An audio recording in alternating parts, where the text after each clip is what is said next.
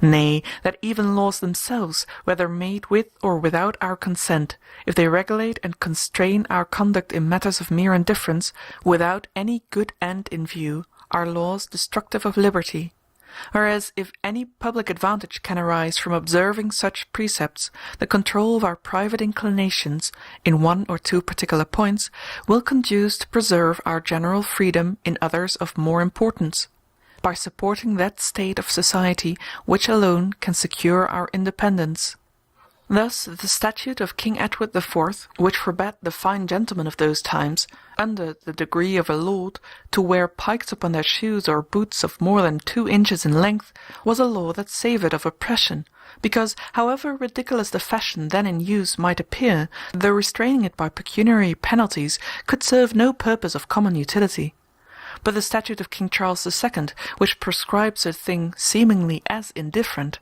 that is, a dress for the dead, who are all ordered to be buried in woolen, is a law consistent with public liberty, for it encourages the staple trade, on which in great measure depends the universal good of the nation, so that laws, when prudently framed, are by no means subversive, but rather introductive of liberty.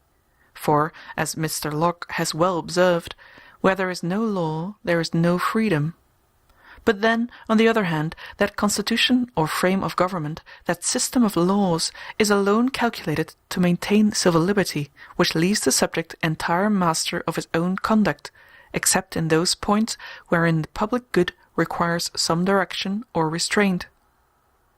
The idea and practice of this political or civil liberty flourish in their highest vigour in these kingdoms where it falls little short of perfection, and can only be lost or destroyed by the folly or demerits of its owner, the legislator and of course the laws of England being peculiarly adapted to the preservation of this inestimable blessing even in the meanest subject.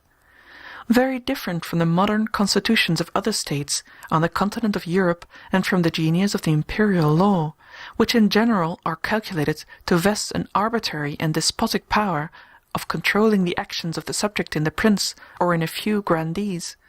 And this spirit of liberty is so deeply implanted in our constitution, and rooted even in our very soil, that a slave or a negro, the moment he lands in England, falls under the protection of the laws, and with regard to all natural rights becomes eo instanti a free man. The absolute rights of every Englishman, which, taken in a political and extensive sense, are usually called their liberties, as they are founded on nature and reason, so they are coeval with our form of government, though subject at times to fluctuate and change, their establishment, excellent as it is, being still human. At some times we have seen them depressed by overbearing and tyrannical princes, at others so luxuriant as even to tend to anarchy, a worse state than tyranny itself, as any government is better than none at all. But the vigour of our free constitution has always delivered the nation from these embarrassments, and, as soon as the convulsions consequent on the struggle have been over, the balance of our rights and liberties has settled to its proper level, and their fundamental articles have been from time to time asserted in Parliament, as often as they were thought to be in danger. First, by the great Charter of Liberties, which was obtained, sword in hand, from King John, and afterwards, with some alterations, confirmed in Parliament by King Henry III, his son, which charter contained very few new grants, but, as Sir Edward Coke observes, was for the most part declaratory of the principal grounds of the fundamental laws of England. Afterwards by the statute called Confirmatio Cartarum, whereby the Great Charter is directed to be allowed as the common law. All judgments contrary to it are declared void. Copies of it are ordered to be sent to all cathedral churches, and read twice a year to the people. And sentence of excommunication is directed to be as constantly denounced against all those that by word, deed, or counsel act contrary thereto, or in any degree infringe it. Next, by a multitude of subsequent corroborating statutes. Sir Edward Coke, I think, reckons 32, from the first Edward to Henry IV. Then, after a long interval, by the Petition of Right, which was a parliamentary declaration of the liberties of the people, assented to by King Charles I in the beginning of his reign, which was closely followed by the still more ample concessions made by that unhappy prince to his parliament before the fatal rupture between them, and by the many salutary laws, particularly the Habeas Corpus Act, passed under Charles II. To these succeeded the Bill of Rights, or declaration delivered by the Lords and Commons to the Prince and Princess of Orange 13 February 1688, and afterwards enacted in Parliament when they became King and Queen, which declaration concludes in these remarkable words, quote, "And they do claim, demand and insist upon all and singular the premises as their undoubted rights and liberties," end quote. And the Act of Parliament itself recognizes, quote, "all and singular the rights and liberties asserted and claimed in the said declaration to be the true, ancient and indubitable rights of the people of this kingdom," end quote. Lastly, these liberties were again asserted at the commencement of the present century in the Act of Settlement, whereby the Crown is limited to His present Majesty's illustrious House, and some new provisions were added at the same fortunate era for better securing our religion, laws, and liberties, which the statute declares to be, quote, "the birthright of the people of England," end quote, according to the ancient doctrine of the common law. Thus much for the declaration of our rights and liberties.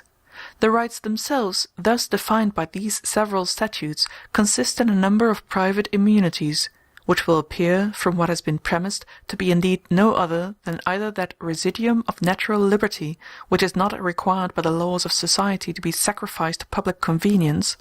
or else those civil privileges which society hath engaged to provide in lieu of the natural liberties so given up by individuals.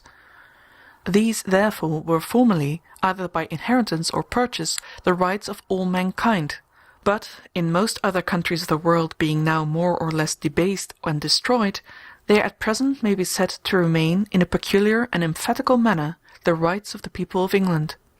And these may be reduced to three principal or primary articles: the right of personal security, the right of personal liberty, and the right of private property. Because as there is no other known method of compulsion or of abridging man's natural free will but by an infringement or diminution of one or other of these important rights, the preservation of these, inviolate, may justly be said to include the preservation of our civil immunities in their largest and most extensive sense.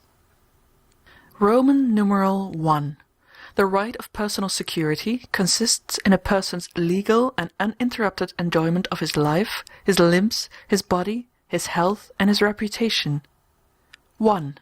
Life is the immediate gift of God, a right inherent by nature in every individual, and it begins, in contemplation of law, as soon as an infant is able to stir in the mother's womb. For if a woman is quick with child, and by a potion or otherwise killeth it in her womb, or if any one beat her, whereby the child dieth in her body, and she is delivered of a dead child, this, though not murder, was by the ancient law homicide or manslaughter. But at present it is not looked upon in quite so atrocious a light, though it remains a very heinous misdemeanour. An infant in ventre sa mère, or in mother's womb, is supposed in law to be born for many purposes. It is capable of having a legacy, or a surrender of a copyhold estate made to it. It may have a guardian assigned to it, and it is enabled to have an estate limited to its use, and to take afterwards by such limitation, as if it were then actually born. And in this point the civil law agrees with ours. 2. A man's limbs, by which for the present we only understand those members which may be useful to him in fight, and the loss of which only amounts to mayhem by the common law, are also the gift of the wise Creator, to enable man to protect himself from external injuries in a state of nature. To these therefore he has a natural inherent right, and they cannot be wantonly destroyed or disabled without a manifest breach of civil liberty.